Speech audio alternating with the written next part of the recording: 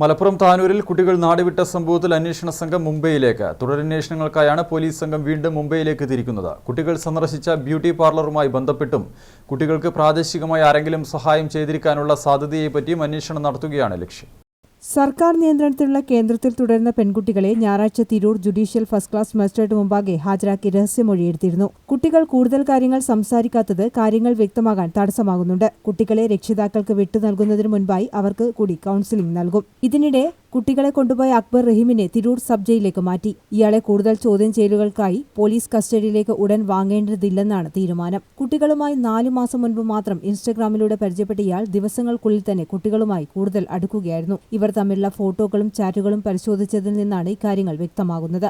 സംഭവത്തിൽ പുറമേ നിന്നുള്ള മറ്റാർക്കും ബന്ധമില്ലെന്ന് തന്നെയാണ് ഇപ്പോഴും പോലീസിന്റെ പ്രാഥമിക നിഗമനം. മുംബൈ കേന്ദ്രീകരിച്ചുള്ള അന്വേഷണത്തിലൂടെ കൂടുതൽ വിവരങ്ങൾ ലഭ്യമായാലേ മറ്റു ബന്ധങ്ങളെക്കുറിച്ചുള്ള കാര്യങ്ങൾ വ്യക്തമാവുകയുള്ളൂ. ഇത് സംബന്ധിച്ച തുടരന്വേഷണങ്ങൾക്കായാണ് അന്വേഷണ സംഘം മുംബൈയിലേക്ക് തിരിക്കുന്നത്. കുട്ടികൾ സന്ദർശിച്ച ബ്യൂട്ടി പാർലറുമായി ബന്ധപ്പെട്ടും അവിടെ കുട്ടികൾക്ക് പ്രാദേശികമായി ആരെങ്കിലും സഹായം ചെയ്തിരിക്കാനുള്ള സാധ്യതയെപ്പറ്റിയും അന്വേഷണം നടത്തും. അതേസമയം വിഷയത്തിൽ സമഗ്ര അന്വേഷണം ആവശ്യപ്പെട്ട് സ്കൂൾ അധികൃതർ മുഖ്യമന്ത്രിക്കും DGPക്കും പരാതി നൽകിയിട്ടുണ്ട്.